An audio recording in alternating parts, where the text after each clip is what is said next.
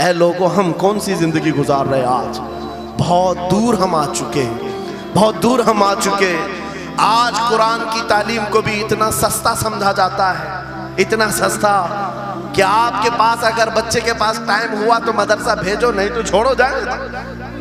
मदरसों में आने वाले वो बच्चे जिनकी नाक बह रही हो, कपड़े ढंग के ना हो, कारी साहब और हाफिज साहब खुद ही उसको साफ भी करें, खुद ही पढ़ा करके भी भेजे। क्या तुम अपने वक्त की मशहूर कॉन्वेंट स्कूल में भी इसी तरह अपने बच्चों को भेजते हो? वहां पर गैर हाजिरी से कितना डरते हो, अपनी छुट्टियां तर्क कर देते हो, रिश्तेदारों से मिलना बंद कर देते हो। नहीं, बच्चे की स्कूल छूट सकती है, लेकिन कुरान के साथ कैसा दोहरा सलूक है, कुरान के साथ कैसा मेयार है। आपको मैं बताता हूँ, इमाम हमारे सिराजुल उम्मा इमाम आजम अबू हनीफा रज़ी अल्लाह ताला अन्हु अपने बेटे को जिस कारी कुरान के पास पढ़ने के लिए भेजा करते थे, कारी साहब ने इमाम आजम के बच्चे को पूरा कुरान पढ़ा दिया। नाजरा कुरान की बात कर रहा हूँ। जब पूरा कुरान बच्चे ने पढ़ लिया तो इमाम आजम अबू हनीफा को ये मुबारकबादी दी गई कि आपका बच्चा पूरा कुरान पढ़ चुका है हाफिज साहब के पास।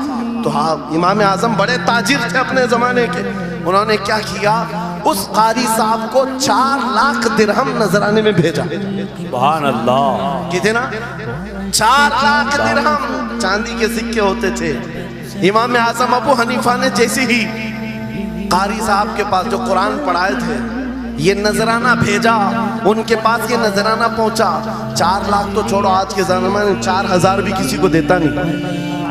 हाफिज कुरान अगर किसी बच्चे को पढ़ाया है, और मैं मांग भी नहीं रहा हूँ कौम से, इमाम आजम की बात बता रहा हूँ। जब नजराना कारी साहब को पहुंचा, उन्होंने देखा 4 लाख दिरहम मेरे पास आए, इतनी बड़ी रकम, बच्चे को खाली कुरान ही पढ़ाया था।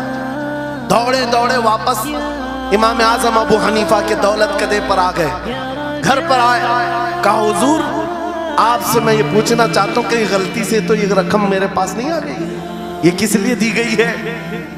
कहा कि ये तो आपने कुरान बच्चे को पढ़ाया, मैंने हदियतन भेजा है। कहा हुजूर सिर्फ नाजरा कुरान ही तो पढ़ाया, इतनी बड़ी रकम। इमाम आजम अबू हनीफा ने कहा कारी साहब आज चले जाओ, और अपने बेटे को बुलाया, इधर आ बेटा, कल से इस हाफिज के पास पढ़ने के लिए तू हरगिज नहीं जाएगा, कल से इसके पास तू इल्म हासिल करने नहीं जाएगा। बच्चे ने पूछा हुजूर क्या हो गया? कहा जो बंदा मेरे 4 लाख दिरहम को कुरान से बड़ा समझता है, मैं उसके पास अपने बेटे को नहीं पढ़ा सकता।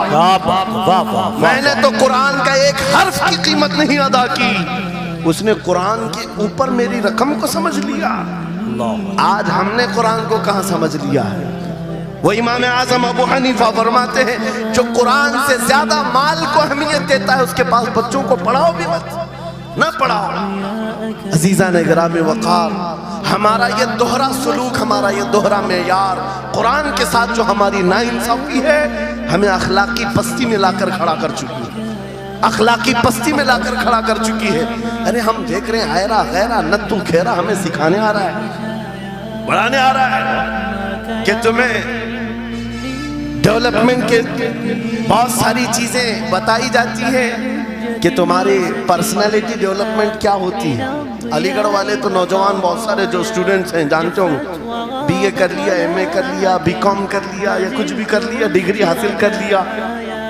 बड़ी बड़ी कंपनियां आज पूछती हैं कि इसके पास पर्सनालिटी डेवलपमेंट है या नहीं। ये क्या है पर्सनालिटी डेवलपमेंट?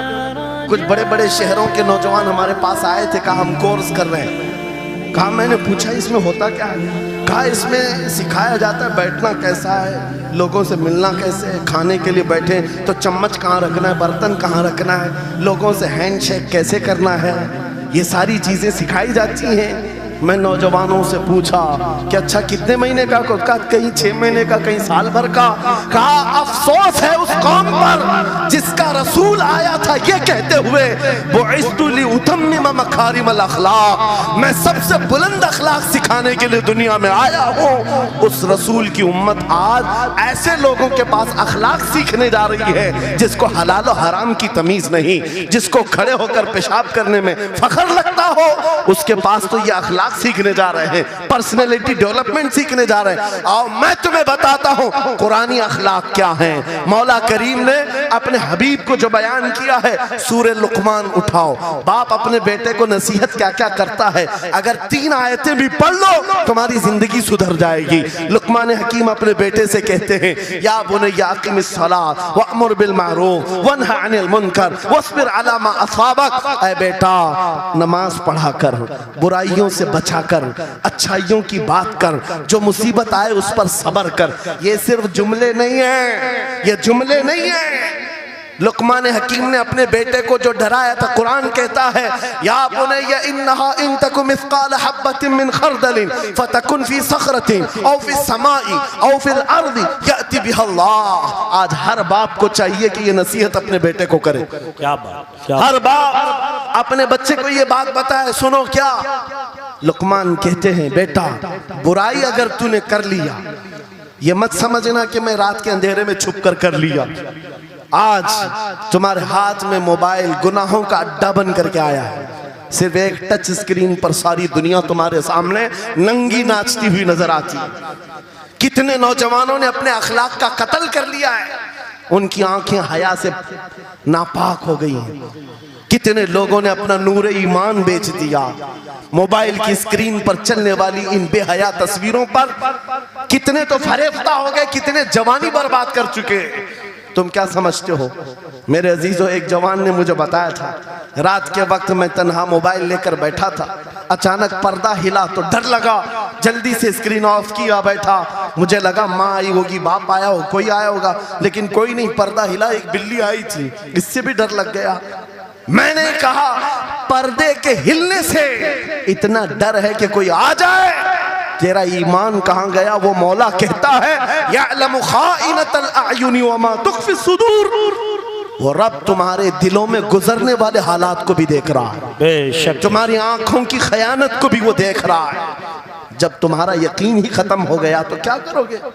इसीलिए अरबी का मशहूर मकौला है, इज़ा लम तस्तही फफ़अल मा शिअत वस्ना मा शिअत। जब तुम्हारे अंदर से हया निकल जाए तो जो चाहे करो, जो चाहे कर लो। आज लुकमान हकीम की वो बात मैं पेश कर रहा था, आयत मुकम्मल करता हूँ। बाप अपने बेटे से कहता है, अगर बुराई कर लिया तूने, अगर बेहयाई हो गई, ये मत समझ के बहुत छुप करके किया। आज से 4000 साल पहले लुकमान हकीम कह रहे हैं अपने बेटे से, अगर बुराई तो आसमानों में जाकर करेगा, या पहाड़ के अंदर घुस कर करे, या जमीन के अंदर जाकर करे, कहीं पर भी कर ले। जबकि ये तीनों चीजें उनके जमाने में नहीं थी। न पहाड़ों के अंदर जाकर के करने का तसव्वुर, न जमीनों के अंदर जाने का, न आसमानों में उड़ने का तसव्वुर। ये सब आज के दौर में मुमकिन है। और लुकमान हकीम कहते हैं, अगर तू इन सब जगहों पर जाकर कहीं पर भी करेगा, याति बिहल्लाह, अल्लाह वो तेरे सामने लेके आएगा। बेशक वमन यअमल मिस्काल ज़र्रतिन खैरन यरा वमन यअमल मिस्काल ज़र्रतिन शर्रन यरा। तुम अगर राई के दाने के बराबर भी नेकी करो, अल्लाह वो तुम्हें दिखाएगा। राई के दाने के बराबर भी बुराई करो, अल्लाह तुम्हें दिखाएगा। अखलाक सीखने के लिए दूसरी जगह जाते हो, अगर ये फार्मूला किसी को याद हो जाए, मैं कहता हूँ सारे सीसीटीवी कैमरे बंद हो जाए, इस बंदे को कोई बहका नहीं सकता, जिसके दिल में सिर्फ इतना ख्याल है कि मेरा मौला मुझे देख रहा है, बेशक बेशक मेरा रब मुझे देख रहा है। उसकी निगरानी के लिए किसी कैमरे की जरूरत नहीं, किसी सीसीटीवी की जरूरत नहीं। अजीजा ने गिरामी वक़ार, बच्चों के दिलों में अखलाक बाद में आएंगे, अल्लाह का खौफ उनके दिल में डालो। अल्लाह देख रहा है, एक दिन तुम्हें हाजिर होना है, सब लाया जाएगा, सब लाया जाएगा। जो कुछ किया था, जो कुछ कहा था, सब लाया जाएगा। लुकमान हकीम ने अपने बेटे को अखलाक सिखाया।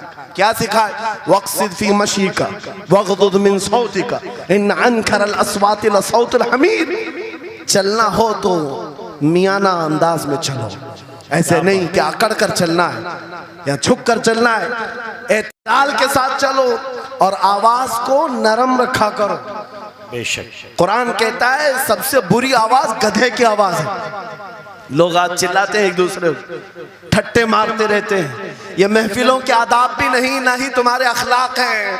इसीलिए शेख सादी ने फरमाया है, तामर्द सुखन न गुफ्ता बाशत ऐबो हुनरश न हुफ्ता बाशत। जब तक आदमी बात नहीं करता उसकी अच्छाइयां भी मालूम नहीं होती, उसकी बुराइयां भी नहीं मालूम होती। बेशक जब बात करता है तो पता चल जाता है इसके अखलाक कैसे, बात करता है तो समझ में आ जाता है कौन सी कैटेगरी का है। इसलिए अपनी जुबान को ऐसी रखो कि दुनिया तुम्हें आला नस्ल का समझ सके। बात करो तो तमीज के साथ, चीख पुकार करना, एक दूसरे को भूखा इस तरह से बात करना नौजवानों में आज आम हो गया।